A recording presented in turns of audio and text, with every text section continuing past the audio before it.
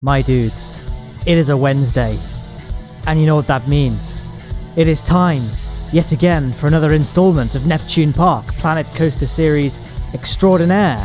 Is that the punchline? Punchline? Is that the tagline I go with? I don't even remember what I talk about in this series, to be honest. And we're following up last week's smash hit of an episode, I must say, by the way, with another roller coaster construction. But just quickly, you can see me adding here just the finishing touches to the wooden coaster I built last week, which, as I said, was a smash hit. We got a lot of views for a Planet Coaster video. We broke the 10,000 mark barrier, which is it's a big achievement for Planet Coaster. So thank you, everyone, and I'm glad you enjoyed that video. I mean, I guess you enjoyed that video if it got that many views. If you hated it, sorry, but you clearly have no taste for high quality. If you didn't like it, it's objectively the best video on YouTube right now. So thank you everyone who did watch it, and I'm tending to go full steam ahead with this park, and what better way to continue on than by building another roller coaster. Yes, we're now in the phase of lots of roller coasters. We've had a lot of episodes where we don't build a lot, so now we're going to be building a few rides, because I wasn't really sure where I wanted to go with this park. I was kind of at this point in the layout where we had the front bit all nice, and then we had that tower there, and I'm like, what do we do around the tower? So I thought, let's build lots of roller coasters and then just build the whole park around that. So that's what I'm doing in this episode. Well, that's what I'm beginning in this episode, at least. We're going to be building one of the roller coasters. I believe it might even be the episode after this where we build the next one. I don't know. It's not like I recorded this footage or anything. It was one of my minions, you know. But before we even I'm getting a bit ahead of myself here. Like I said, I've got a bit of admin to do at the beginning of this episode by having this footage here. I couldn't really think of a good way to elegantly put it in last week's episode, because the actual POV I captured with all the sound and everything recording, because I listen to podcasts and stuff when I build on Planet Coaster and things like that. So the audio, I don't capture audio, and I like having the POVs with audios, but the only POV I have of the wooden coaster with audio was kind of captured prior to the point where I built all of this stuff, like this footbridge, and leveled out all the land so that none of the wooden coaster is over water. So here's a little panning shot of what we have so far, and kind of you can see all those gaps that we are yet to fill in. So this episode, we're going to be focusing on filling out one of those gaps. And I thought it would be cool to build a single rail coaster. Single rail coasters in Planet Coaster, from when the game first came out, were always a bit of an enigma, because they never existed in reality. They only existed in Planet Coaster and as a concept by RMC, I think it's RMC that builds it. I've no idea. I'm pretty sure it's called the Raptor in real life though. But now we have some roller coasters that are built in single rail, and if anyone is old enough here to have seen my Mirror Lake series, I built a single rail coaster in that. But I was operating under the assumption of what it might be if they built a single rail coaster. Anyway, I was way off. I built it almost like a hyper coaster, and well, I mean, no, that's not to say this kind of ride doesn't have the potential to be a hyper coaster, but based on what we have right now, which is the Wonder Woman Golden Lasso and Railblazer, and I'm sure there are others as well, but those are the two that I know. At least I'm sure there are others that are still in the concept stage, but those are very similar in design when you compare the two layouts of those coasters, but it tends to be a very fast and very compact layout. So they generally start with a near vertical, if not completely vertical, drop, followed by lots of twists and turns and exciting things and all that good stuff. So that's what I'm going to try and emulate today, though obviously we're going a little bit above and beyond what these Railblazers normally do. And this is the construction of my ride here. I've called it Rage.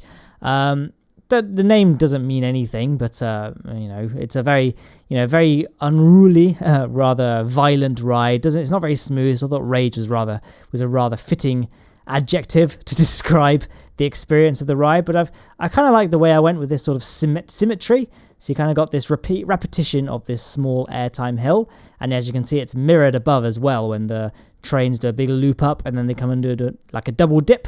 Almost. I really liked the aesthetic that came out. It took me a while to get this done. In fact, this is the third attempt at building this ride. I basically built 3 complete single rail coasters, but I wasn't really satisfied with the layout until I got to the third one, and I'm like, yes, this is the one. So I hope it was worth it. I hope you guys agree, but I really like the way this one turned out. The unique selling point, or unique feature, is what you're seeing being built right now. It's this sort of elongated loop. So it's like a loop that it's not a perfect sort of teardrop shape or loop-de-loop shape. I don't really know how to describe that, but I guess teardrop is an adequate enough term, despite not being technically 100% accurate in its description, but whatever. I think it's close enough for the purposes of what I'm trying to get across here. And besides, you can see that loop, and we do actually build a normal a normal roller coaster loop at some point in this ride as well, so you can kind of see that in case you've never seen a roller coaster loop before, because in your defense, none of the rides in this series so far have had loop-the-loops. In fact, any inversions whatsoever, I do believe so. So this is the first ride that has inversions, and we may as well go all out in our first endeavour of inversions. We have loads and loads here. In fact, the sheer number of inversions, of loop-the-loops, but I guess just the broader term of inversions, and the fact that this is still, as of right now, so July 2018, is one of the very, very few single rail coasters. And I think it's fair to say that this came out, it would definitely be the best. I mean, if it was built to proper standards and, definitely didn't kill you or have too many stupid things in terms of the banking. And if it was built by a real guy, basically, but followed this rough layout, I think it would be the best because, it's got the most inversions. I think it's taller than Wonder Woman Golden Lasso, and I think Railblazer as well, though citation is needed there. I'm sure some of you in the comments might be aware of, the actual statistics for those rides. But I think it's longer. It's longer than Railblazer and Wonder Woman. So, that's all that matters really, It's all about the length, hey? But here's me testing out the POV. I won't show the POV until the very end, I don't think, because, it's not been smoothed over just yet, and so we need to do the smoothing. We need to do the theming as well. I feel like we're doing a bit of injustice by showing a POV without any of the theming completed anyway. But yeah, no, Railblazer, I don't really have, I'm interested by roller coasters and I like kind of reading about them and stuff, but I'm not not obsessed, but so keen, I guess would be a better word, that I have a bucket list of rides I want to ride. I think if you were to ask me what would be on my bucket list for roller coasters, probably it would end at, I'd like to try Millennium Force, probably Fury 325, is that what it's called? Fury 3, this is how engrossed I am in the cultures, and I don't even know the names of it. I'm pretty sure it's Fury 325, and like I said, Millennium Force, just because those two rides are constantly dueling it out for the overall, is it the golden track?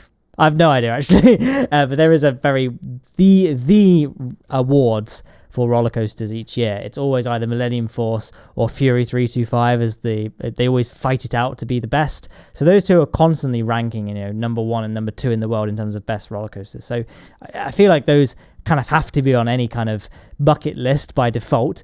But also Steel Dragon, I believe it is, in Japan, I think.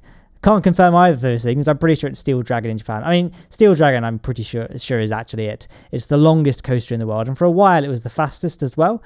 I mean, the fastest coasters in the world, generally that record is held by launched coasters. I don't know about you guys, but I don't know what it is, because I feel like I'm in a bit of a minority here. I just hate launch coasters. I don't know what it is about them, but I just don't like the launch. I think it's like how my brain functions when trying to process helicopters, right?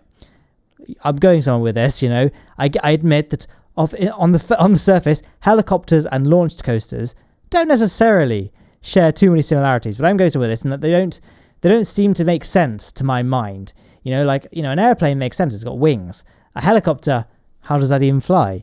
Like the same thing way. Like I can ride Oblivion. Well, using the Alton Towers example, because that's the only theme park I've been to on multiple occasions.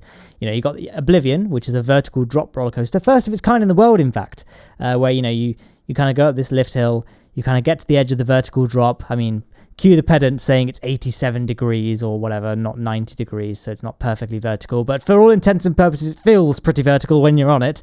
You kind of get to the ledge, and it hangs you there for up to 3 seconds. It's the longest 3 seconds you'll ever experience. But you have Oblivion, and you have Rita, Queen of Speed, or I guess it's just called Rita now, and that's just a launch. Now, Rita is slower and accelerates slower than Oblivion does, but it feels a hell of a lot faster. I think that's because with Oblivion, it makes sense, like, oh, I'm on the edge of a cliff. Oh, now I'm falling. Makes sense, doesn't it? Rita, you're just sitting there watching these lights illuminate, not knowing when you're going to get launched, and then you do, and it's a shock, and I go into panic mode, and I hate the sudden, unexpected acceleration. I mean, gradual accelerating launch coasters, which, do they even exist? I don't even know. I could probably deal with, but just the sudden launch, I think it's just my brain just goes into panic mode, and I'm just like, well, how are we propelling ourselves? Because, I've never been in a car. I live in England. I live in Devon. We've only just got running water 2 years ago. We don't, our horse and carts don't go that fast, So I don't know what it is. Does anyone else? Am I alone in this? I cannot stand launched coasters. So like when we're talking about bucket list coasters, a lot of people say King Dakar, because King Dakar is right now, again, is the tallest and fastest coaster in the world. In fact, no, it's not even the fastest right now. I think Formula Rossa has beaten out King Dakar, but I mean, King Dakar is tallest, and it retains the title of fastest for a very, very long time as well. So let's just go with that. Let's pretend Formula Rossa doesn't exist. King Dakar is the tallest coaster in the world and the fastest coaster in the world. So that generally seems to be on people's bucket lists. And Top Thrill Dragster as well, which is what King Dakar was inspired by, but they went with King Dakar. They saw Top Thrill Dragster. That was a great sentence, wasn't it? They saw Top Thrill Dragster and were like, we can do that, but let's make it taller and faster. And they made what is generally considered to be an inferior coaster. It's Top Thrill Dragster, but whatever, they did trump it nonetheless. So those two rides generally tend to be on people's bucket lists. But me personally, I have no interest whatsoever. Give me a standard conventional ride any day. But launch coasters, for whatever reason, I don't know. I just don't seem to get along with them. So yeah, that's the layout of this track done here. Now we can just finish off the layout by building the station. And you can see I've got this transfer track here. I'm sure I'm beating a dead horse by saying at this point, because I constantly reiterate this whenever I build a roller coaster with a transfer track. But, you know, just in case you're new to this channel or my series, or most Planet Coaster series, let's face it, most people do add transfer tracks to their rides at this point, or at least, you know, in the YouTube scene anyway. It's completely cosmetic. It doesn't actually serve any function, but, you know, just add to that layer of realism. It's like this park's got a car park, even though it's just lots of static scenery objects, no actual functional aspect to it. Part of Planet Coaster I like to think of Planet Coaster as being like a model railway. Like, it's not, obviously model railways don't actually serve any real people, and it's the same with Planet Coaster as well. It's a pure model, so you can go as realistic as you want. None of it is technically functional, because it's only computer controlled random number generators that serve as guests. So I like to focus aesthetics on top of everything else. So that's why I have the transfer tracks, just to make it look a little bit more realistic, despite the fact that in terms of actual in-game engine and, you know, actual gameplay wise, they serve no function other than just to cost you money if you're not playing in sandbox mode. But I am playing in sandbox mode, so who cares? So that's the general layout of the station, again, because I've said this before when trying to justify generic scenery, but we are still very, very close to the actual tower, so I feel like having a themed area this close to the centre of the park would be, A, somewhat detracting to the actual centrepiece for the park itself, but also the fact that it would look a bit jarring to suddenly transition from this magnificent architectural, you know, feat to this weird themed area. So themed areas are going to be very much restricted to the periphery of the park, though right now, as of the time I'm speaking to record this commentary, I have no themed areas as of yet, but I've got a good idea for maybe either a Warhammer themed area or some sort of medieval like setting. Because, you know, I've done sci-fi and I've done all that, but I've never done medieval. I've done where everyone does Western. Western's the easy one. The Western's the cop-out themed area, right? Just build a wooden house. Hey, it's a Western themed area. So I want to try and do something a little bit more creative, even though in terms of creativity, Middle Ages is probably on the easier side of the spectrum, but it's a spectrum nonetheless, and medieval definitely falls onto the lesser trodden aspect of that spectrum. So, you know, something I'd like to give a shot at. But I've got no other plans for themed areas. Maybe I'll do another sci-fi area, because Crimson Tower, as much as I liked that park, I feel like the sci-fi area, it never quite looked like I was satisfied. I was never really satisfied 100% with how it looked. Maybe I'll give it another crack. I don't know. If you guys have any plans. Oh, and actually, Space Age. You know, I'm a Kerbal Space Program channel, you know, as you guys probably might know. So maybe some sort of rocketry themed area, like a Saturn V recreation, might not be entirely out of place. And in fact, some sort of maybe like 1950s style pier, because tomorrow, so today, no, it's Monday right now, so the 10th of July, so a couple of days ago for you guys, the Vintage Pack will be releasing. So I'll probably do like the Vintage Pack adds lots of old school scenery, lots of like 1950s England pier resorts and all that, which some YouTubers have access to. I'm like, guys, come on, can I get access to the early access to the DLC? I mean, the KSP guys, they always hook me up with the DLC. The one DLC they have, they hooked me up. So maybe it's because I'm not a Planet Coaster YouTuber and I don't promote myself very much at all in Planet Coaster communities. So maybe I'll make that my mission after I recorded this video, to go and just go on the Planet Coaster Discord and be like, yo, guys, hook a brother up, you know what I'm saying? So, you know, and I'm sure they'd understand. I mean, Frontier, they're a British company. They would appreciate another British creator, I imagine. And, you know, as far as sub count goes, I've got more subs than most Planet Coaster YouTubers, although granted, most of those subs don't watch this series, But, numbers and numbers and numbers and numbers, Speaking of numbers, my desk chair has broken. I am going somewhere with this, but it's not related to Planet Coaster. Throughout this commentary, you may have noticed hidden cuts in my commentary. Like, I'll have to stop recording and then start recording. And the reason I have to stop recording is because my chair has this really annoying quirk to it. I'm assuming most of you have office chairs and not like, wooden static chairs. You have the spinny ones. You can adjust the height. They've got the hydraulic height adjustment. Well, mine is like annoying in the fact that when you sit down, it's fine. By the way, I have mine in the highest setting. That probably needs saying. So I have mine on the highest setting, and then over the course of like an hour or half an hour, whatever, it will gradually start to sink lower and lower and lower and lower to the point where I have to stand up, flick the lever to bring the height back up to maximum, and then the cycle repeats anew.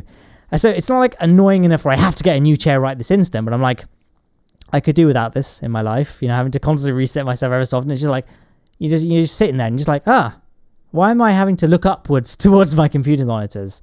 So I think it'd be nice to get a good chair. So I had a look. I have friends who are vastly more successful than me on YouTube. I'm like, what's interesting is that they all have DX Racer chairs, right? I'm assuming most of you know exactly where I'm going with this at this point. Like, let's look at buying a DX Racer chair. They're quite expensive. I'm like, okay, there must be a reason why every YouTuber seems to have them, because objectively, I'm not gonna lie, they look like they probably have better. I probably shouldn't be saying this based on what I'm about to say next. So I looked at their website and they were like, if you have 100,000 subscribers or more, we'll hook you up. And I'm like, mate, I have 100,000 subscribers or more. I didn't meet their Twitter following measures. I think they need 50,000 Twitter followers. I got 2,000. So, we are a little bit off, but I was like in my like application form, I was like, so yeah, I just set my Twitter account a few days ago, so still trying to get promoted. Let's not discuss the fact that I've been promoting it for ages, and I've been sharing KSP memes on it for a while. If you guys like KSP memes, look at that. How's that for a meme? And you can get that and so much more at twitter.com/Matt_Lowne. Help me get a DX Racer chair. I'm probably not going to get one. I'm probably way too small time, but I can dream. Let me have this. If not, I'll probably get a lazy boy with a fridge in its arm. Have you seen those? I saw it on an episode of Friends back when I was like 13, and I was like, yeah, I want that. It's like an armchair that reclines and it massages you, and it has a fridge in its arm. Do I need to say anything more? So I really want one of those, but I Googled it for a good 5 minutes or so at work, and I just couldn't find it. I think it only exists as a fantasy, or like as a custom made thing, or just as a relic of something that Lazy Boy no longer make. So I was distraught for a good 5 minutes, guys. I will tell you that. But I think I've recovered. So a DX Racer chair would be jolly nice. If I don't get back from them, I'll probably just end up going to a charity shop and just picking a chair from there, because British Heart Foundation charity shops are the best when it comes to furniture, because they have so many nice things. Like when I eventually buy a house, I'm just going to go to British Heart Foundation and buy a nice sofa from there, because it's so cheap compared to what you'd pay in like even IKEA, and that's IKEA. So before we go any further, here's a nice little shot from the side, a little profile view of the roller coaster, just to give you an idea of just how compact this is. We can get it all into one 1080p 16:9 shot of the ride, and we can see we've got those nice mirrored loops there. Obviously the second one has to be lower because we've lost a bit of momentum by that point in the ride. We've got that nice elongated loop, and then we can do a quick wrap around, random little turn, and then we can go into the teardrop loop. As I said earlier, we got teardrops. This is the actual legitimate loop there, and then we can do a nice little overturn. What I liked about that final little overbanked turn is the fact that the pathway passes right underneath it. This is very similar to Railblazer. Railblazer's final turn goes right over like a little seating area in the park, and I thought that looks kind of cute. It'd be nice to have the queue go underneath a similar format. So in terms of the queue, there are a couple of things I didn't quite like. First of all, I don't like the default fence that the pathway had, so I ended up painstakingly creating my own fence, much like I did with the wooden coaster. But secondly, I couldn't think of a good way to build in a priority pass thing. I know a lot of people don't like priority passes existing in general. I've been on that side of things as well. I'm like, these bloomin', please don't demonetize me, these bloomin' fast pass fellows cutting into the queue. I wish I had that much disposable income. I say that, I often just bail out and just say, you know what, I'm only here once in my life probably, let's just spend the 90 quid and get a fast pass, and we can run on the rides loads of times. So, you know, I guess I'm exactly what theme parks want me to do, so I guess I'm help feeding the problem, but whatever. I tried to think of an elegant way to incorporate FastPass into this queue, but I just couldn't, so maybe I'll have to just make this ride an exemption to FastPass, because I do believe that all the other rides have an adequate FastPass setup, with the exception of the Junior roller coaster, but I mean, it's the Junior roller coasters, who cares? So this is the only thrill ride that doesn't have FastPass integration. Maybe I will build it in at some point, but this point is not that point. But that's besides the point, because we're nearly finishing the ride. So just a final addition of fencing, and I think that's pretty much a good. So did you like this ride? Let me know in the comments, and I might read it, who knows. By some people's standards, I'm far too arrogant to ever read YouTube comments. Yes, that is a genuine comment I got on a Kerbal Space Program video, not the last one, but a couple of times before. I was like, I'm pretty sure all you, like, it's good, like, I've always thought of YouTubers, like when I was 15 and I was in my prime of just consuming YouTube and nothing else. I was like, YouTubers, they never read comments, but now I'm in that position. Granted, a very small, you know, poop stain on the grand scheme of YouTube. Like, I don't consider myself a YouTuber to this day. Maybe because of the fact that that term, to me at least, has some negative connotations attached to it. But I'm now in a position where I get a fair number of comments, and I'm like, you do read every comment. Even if I don't reply to it or even heart it, I do always read it, and unless you're like commenting 3 weeks after the upload, I ain't nobody got time for that. But that's pretty much this video wrapped up, to be honest. There are links to Twitter, Discord, and Patreon in the description. If you like the sound of any of those things, there will be links on screen at the end as well. And yeah, if you want to see the full playlist of this park, there is also a link in the playlist in the description. There is a link to the playlist. Now we're at the top of the lift hill. This is probably a good time for me to stop talking. So I do hope once again that you enjoyed this video, and I hope you enjoy the rest of your week. And goodbye.